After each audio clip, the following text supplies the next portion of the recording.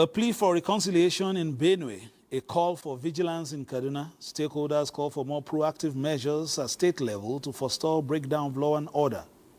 Still on security and political will, we will have a discussion on efforts to de-incentivize lawlessness and vandalization of state assets in Bayelsa. On party politics, INEC says no new political parties, despite news making the rounds about 2 new entrants. We have these and more on our lineup. I'm Fisai Ogunfuyi. Welcome.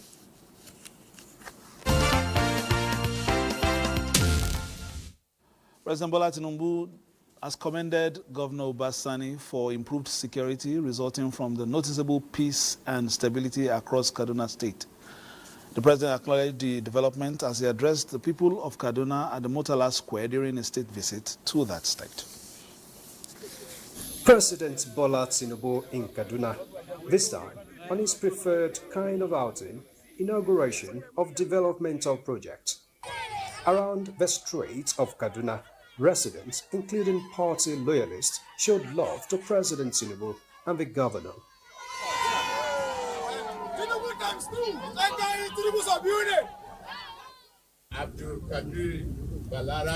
And to the projects executed by the Governor Obasani administration, including the Institute of Skill Acquisition and Development, a 300-bed specialist hospital at Millennium Square, named after President Bola Tinubu, which has been under construction for about 15 years. The state is also promoting the presidential CNG initiative with provision of 100 CNG-powered buses for intracity transportation.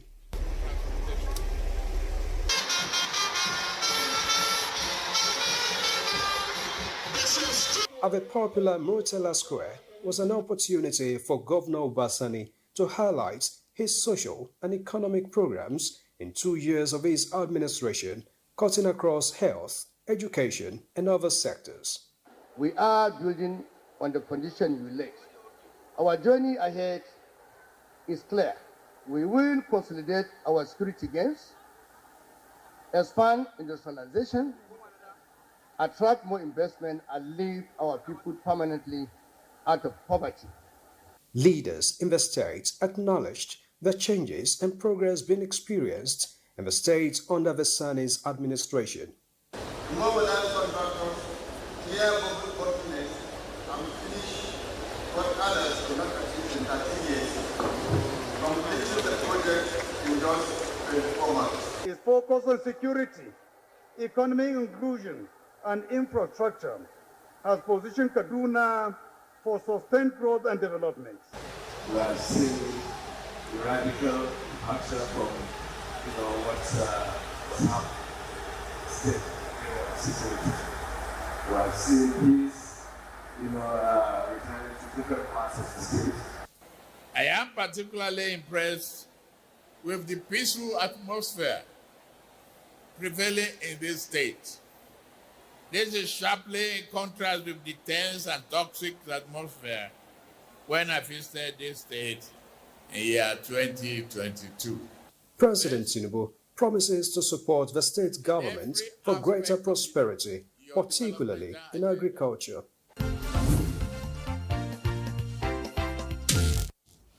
Earlier in the week, President Tinubu directed Benue State government to institute a committee of elders which would include former governors of the state to fashion out a permanent solution to the years of killing in that state.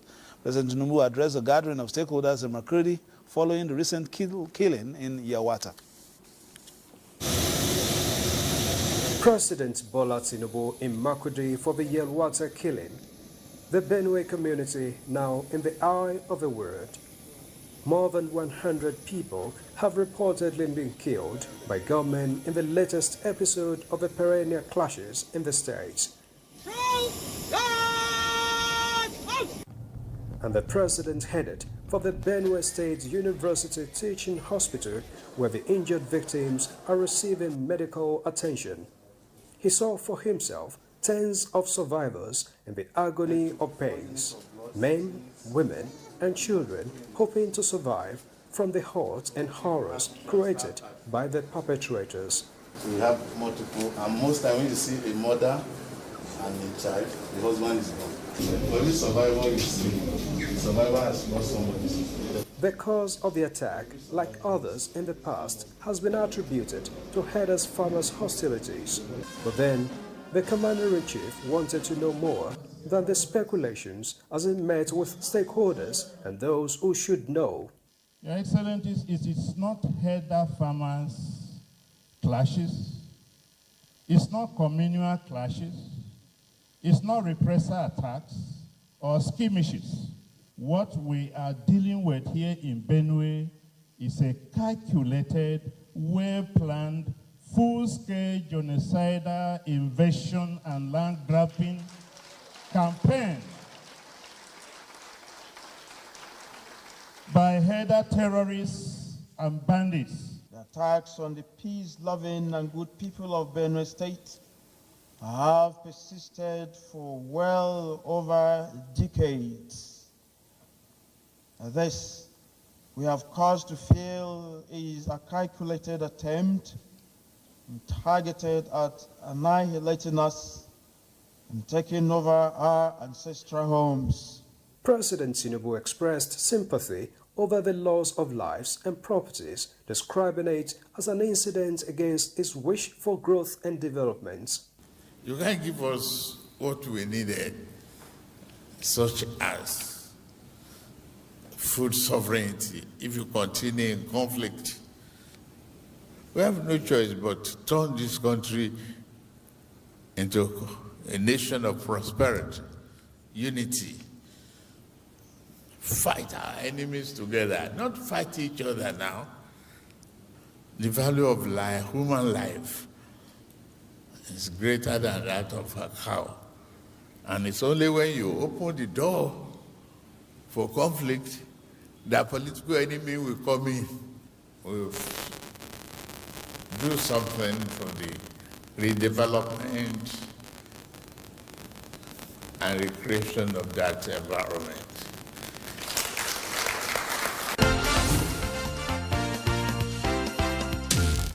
Meanwhile, the Progressive Governors Forum says President Bola Tinubu's security approach to ending incessant killings in Benue State and parts of the country conforms with the resolution of the 20 state governors on the platform of the governing party. The forum commends President Tinubu for his assuring speech and a swift detail of chiefs of security services to deploy measures of containing the breakdown of law and order.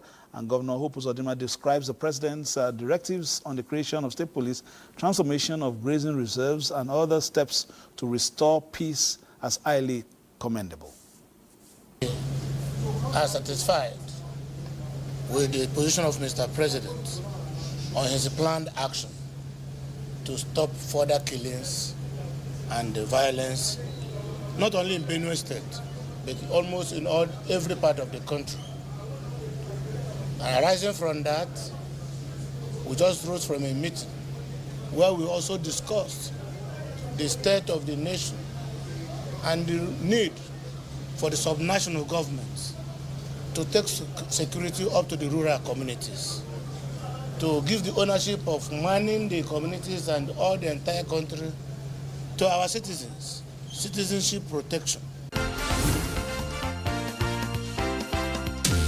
Taking it from the Progressive Governors Forum there, the need to ensure security and safety of lives and property, especially at the state level, has become an issue on the front burner for months now due to the hydra-headed phenomena of insecurity, which is wearing different cloaks in different states.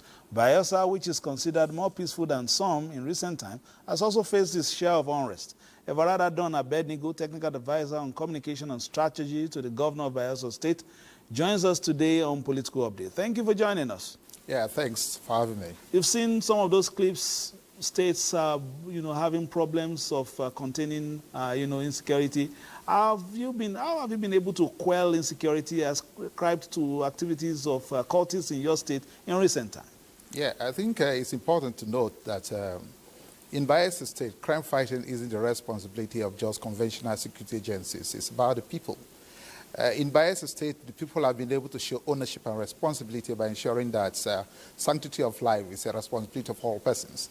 It's on the strength of that that the governor of the state has made the right investments, ensuring that We provide all that is required by conventional security agencies to drive their processes with less and less kinetic arrangement, and of course, weaving critical stakeholders to ensure that we continue to engage, we continue to identify areas of deficit, and we address them as quickly as possible. And that's why when overnight the story came that there was an upsurge of some levels of cultism mostly in Yenagua, the capital city of Bayelsa State, the governor called for critical stakeholders, all persons irrespective of party leanings attended, and there were very resounding decisions taken.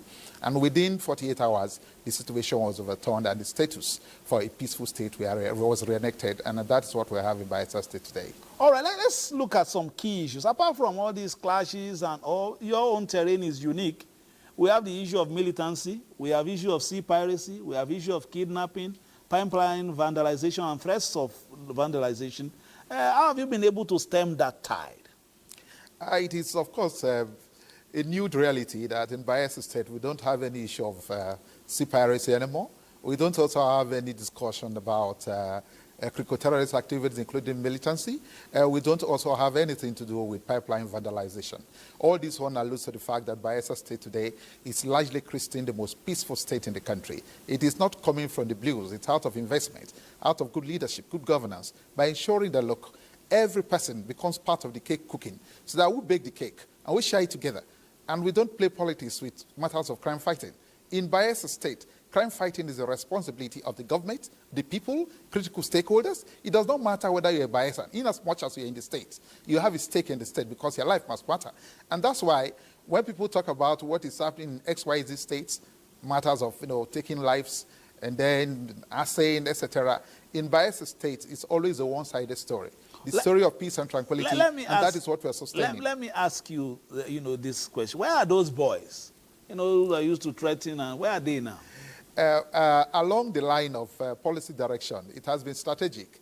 The governor resolved that, look, one, let us ensure that all minds, young folks in Bayelsa State are engaged. And that's why we continue to build capacity building for our folks. I will also ensure that we don't just build capacity. We provide the resources that will drive the process for them to become young entrepreneurs. And when we do that, we also bring in experts from multinational organizations, the banking industry, for them to come and do a thorough monitor and evaluation to continue to school these young folks. And I can tell you, as we're building the schools and we're training these young folks in vocational training, we're also going further to ensure that we create the space so that issues of unemployment are tackled with. Just a moment ago, not a few months back, we talked about the total blackout of Bayelsa State. As it stands today, we are assuring all persons in this country that come December this year, Bayelsa State is going to have uninterrupted power supply. Why? Because to be able to build capacity in our young folks, we are building critical infrastructure. But one thing is missing. For us to industrialize the state and build young entrepreneurs, there must be power stability. And so we've been able to bring in 2 power turbines in Bayelsa State, and those turbines are the verge of being installed. We'll go to the issue of your projects very quickly. Let me just take a few political stories before we close shop. The number of registered political parties in Nigeria stands at 19. After the 2023 general election, the chief of press to the secretary, the chief press secretary, I beg your pardon, to the INEC chairman Rotimi Oyekomi, made the clarification following some reports of registration of 2 new political parties, that is the Independent Democrats and the People's Democratic Movement. Oyekomi says, for the avoidance of doubt, INEC has not yet registered any new party. The statement further clarifies that the Independent Democrats and the People's Democratic Movement were registered as political parties in August 2013, but were deregistered in February 2020 due to the party's inability to win even a ward as required by Section 225A of the 1999 Constitution. Moving on, there are indications that the National Assembly is likely to pass the 2025 Rivers State budget next week. Senate leader and chairman of the ad hoc committee oversighting Rivers State, Okoyemi Bamidele, after the committee's budget defense engagement with Rivers State sole administrator, Vice Admiral Ete Bas, has stated that the committee intends to continue work on the budget document through the weekend.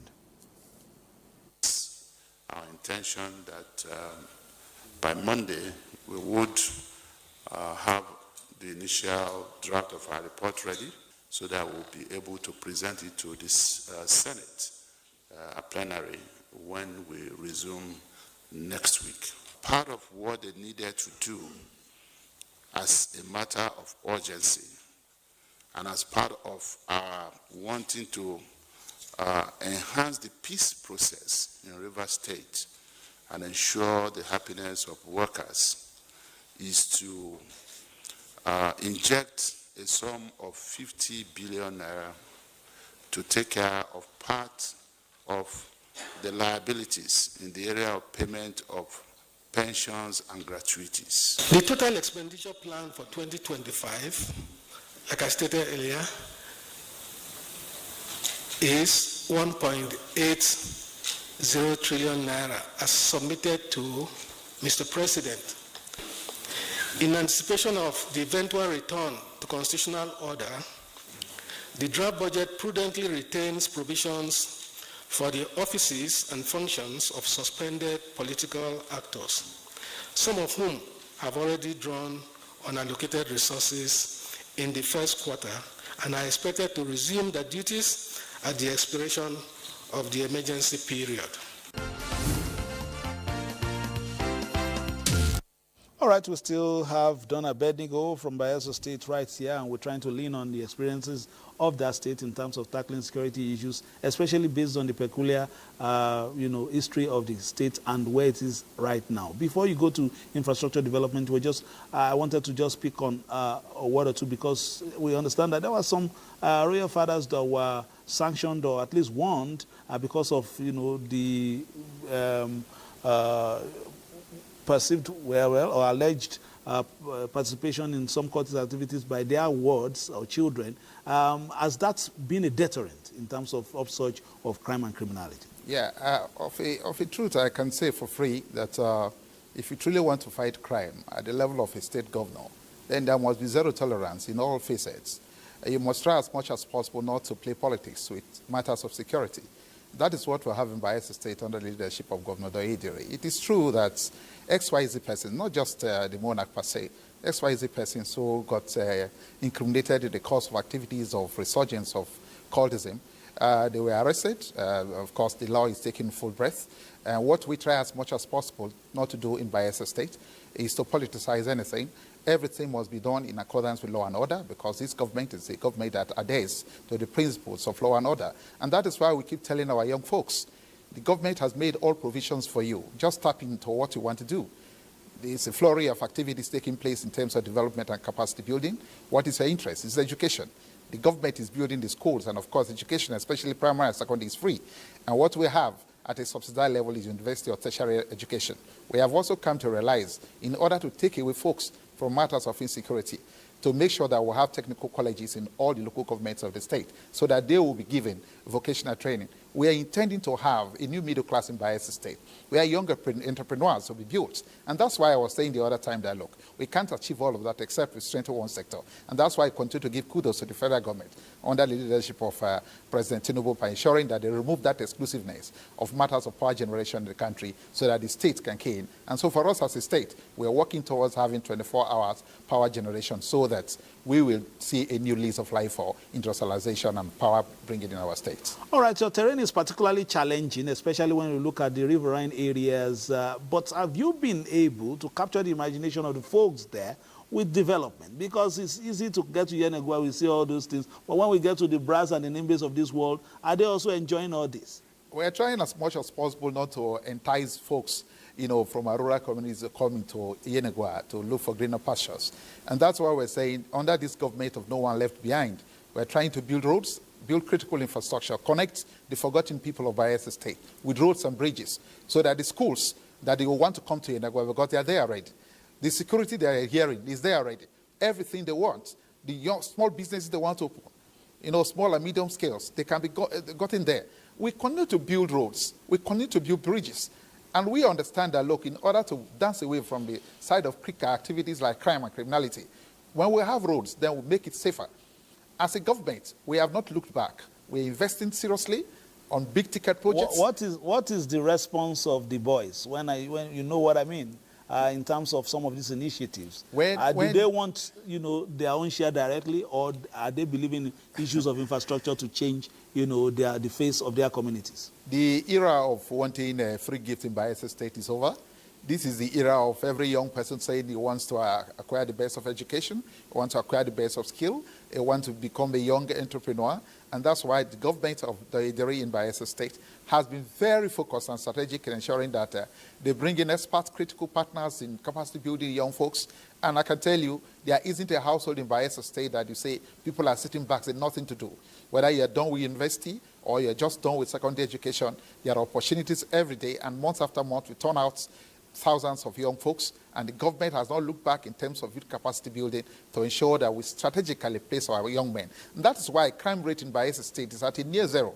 The reason is because every person is engaged. When you try as much as possible not to make crime attractive by providing job opportunities and spaces for people to tap in, what you see is a positive response. And when you ask, how are they responding? The response is very positive. And that's why I'm using this moment to call on all other subnationals in the country to tour the Bayelsa experience, because idle man's, they say, the devil's workshop. In Bayelsa State, there is no space for idleness. Everyone is looking at these opportunities and staring them in the face. Of course, you are a spokesperson. Everything sounds so nice. I'm almost thinking that the place is even better than New York. The way, I mean, you know, some places, Manhattan, as you're speaking. But let's say something critical. Of course, it's an unfortunate commentary, but some unfortunate things in some climes can become a fortunate thing in your climb. There are some threats in the Middle East at the moment, meaning that a lot of countries may be looking towards our own oil to perhaps solve things, especially as we have seen in the past when there's a threat to that region. The countries, oil-producing countries like Nigeria, will become the beautiful bride. I hope our pipelines are safe. Yeah, a few months back, I think precisely Mr. President did tell the country that he's targeting to have a minimum of 2 million barrels per day. It is a tourism after all that much of Nigeria's wealth in terms of crude is in Bayelsa State. And we have decided to key into that, because when we have much money to drive this critical infrastructural development for our people, that is bringing prosperity to bear. As a government, we are doing everything we can to ensure that no one engages in acts that will threaten critical facets or assets of government. Look, in Bayelsa State, if you ask critical stakeholders in terms of security merchandising, they will tell you pipeline vandalization does not happen in Bayelsa State at all. Like I did say a moment ago, critical-terrorist activities like kidnapping of expatriates and kidnapping of Nigerians themselves does not happen in Bayelsa anymore. The reason is because we are very focused. We want to partner and collaborate with government and institutions and agencies of government to ensure that issues of crime and criminality are not existing in Bayelsa State. We are not saying it's total, because the construction of the human mind, sometimes little vices can still erupt once in a while. But do we have the capacity to tame all of that? Yes, and that is why a moment ago when we talked about that there was a rearing of cultism in Bayelsa State, the state capital. It didn't take 48 hours for the state and critical stakeholders to ensure that with zero kinetic arrangement, we get that one tamed and put in the cupboard for a safe and better Bayelsa State. All right, Dr. Don Abednego, Don Abednego, technical advisor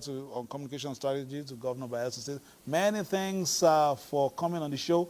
I will hope that will still be the situation where we'll call on you again to see the station report, and of course that we continue to enjoy. Your state continues to enjoy good governance, as you have alluded to in this interview. That has been political update for today. Hopefully we'll come to one of these days to take edible worm and all other things. But for now, between now and then, play your politics for the greater good and keep it locked on the Nigerian Television Authority for news, reviews, previews, and interviews. Have a nice weekend.